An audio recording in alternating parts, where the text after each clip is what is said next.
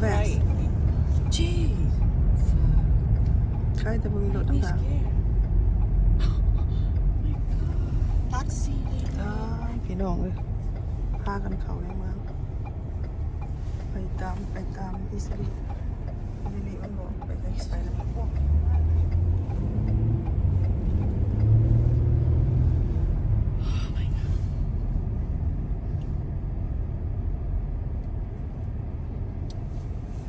อยู่ใส่นอกเลยเนาะ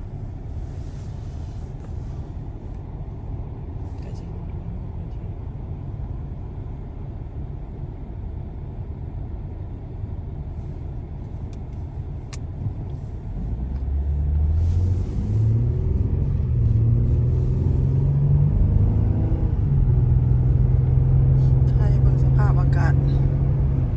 ยู่อเมริกา Use the middle lane to continue onto Leonard Street Northwest. แดดแต่ว่ามันบ่หนักมันร้อนเลยพี่น้องแดดธรรมดา Continue straight, then turn left onto Plainfield Avenue Northeast. ไม่กูบ่รู้จักสิไปเลยพี่ว่าหยัง ตึกเอียง หมดแล้ว พัดเนี่ย นี่เมืองขอยอยู่ไปเลยนะ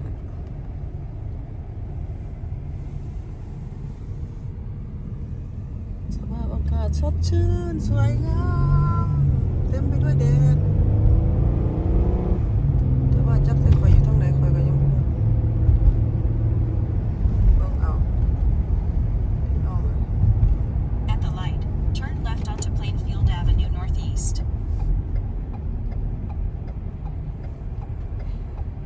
แม่กูเ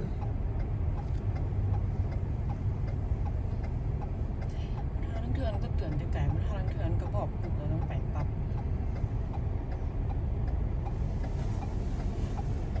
อิสลิ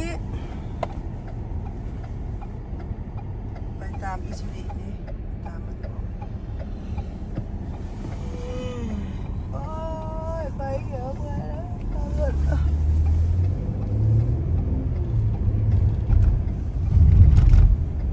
างรถไฟข้ามทางร In ถไฟ 1.7 miles, turn left onto Aberdeen Street Northeast. อันนี้มันอีหยังเขาอันนี้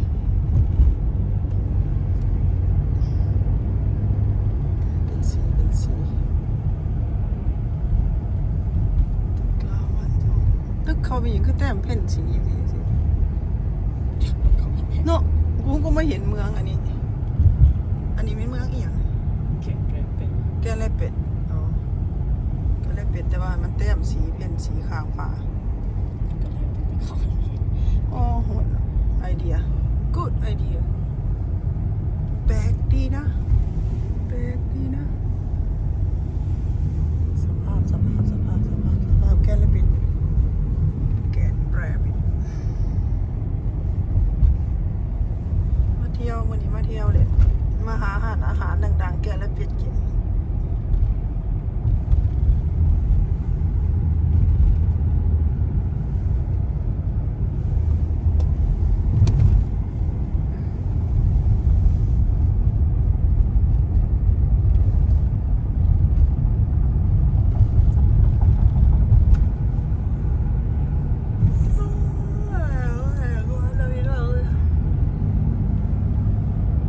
ต้นไม้ข้างทาง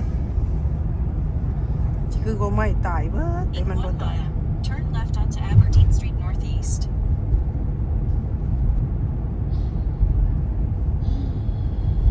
นี่ไม่เป็นร้านอาหารนะ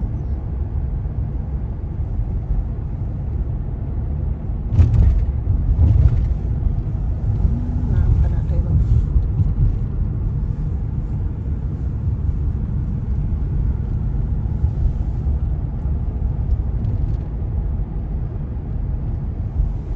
เบิ่งเอาพี่น้องเอ้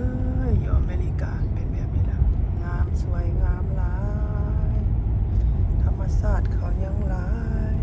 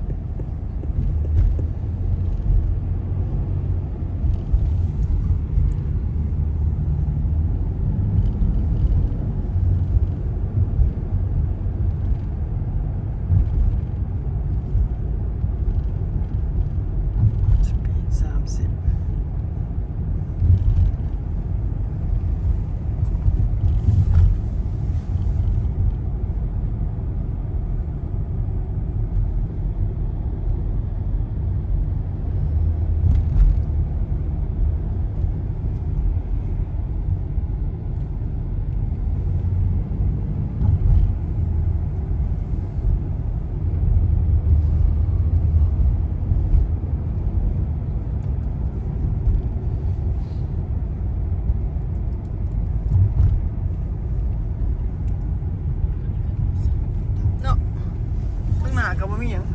อันนี้ซื่อๆสิอันบัดเบิ่งแม่บัดสิเอี่ยวไปอันก็บ่ก็บ่มีว่าเทิร์นไล่เทิร์นหยังเลย Turn left onto Aberdeen Street Northeast. Then turn right onto Borglum Avenue Northeast. ขับซ่าๆบัดสิเอี่ยวสิหยังก็บ่มี เคยอยากไปก็ไปเที่ยวไปเลยทุกที่ บ่รักษากฎหมายรถกันนี่โอ้สโนว์แถวเต็มเลยนะทางเขายังบ่กวดแล้ว Turn right onto Borglum Avenue Northeast. Then the destination is on your right. โอ้ my god เอาย่างมันมึน มื่นเธอเด้ ถนนก็เป็นยังซี่ ถนน ถนนเป็นน้ำก้อนไปหมดมึงเอา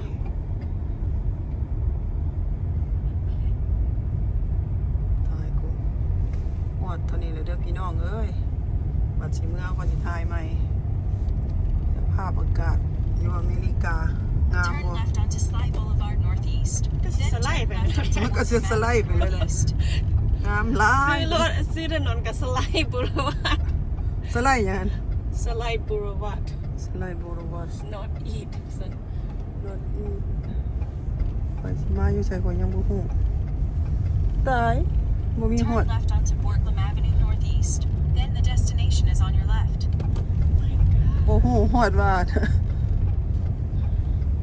ฮอดบ่ห้วยฮอดเกลืออยู่แบบสิกูบ่อยากอยู่แล้วเป็นหยังกูนะงามหลายเกลือบ่ห้วยเลย The destination is on your left. 2460 Borglum Avenue Northeast. โอเคบายเด้อพี่น้องเด้อ น้องซื้อเอาข้างหลังเขา โอเคบาย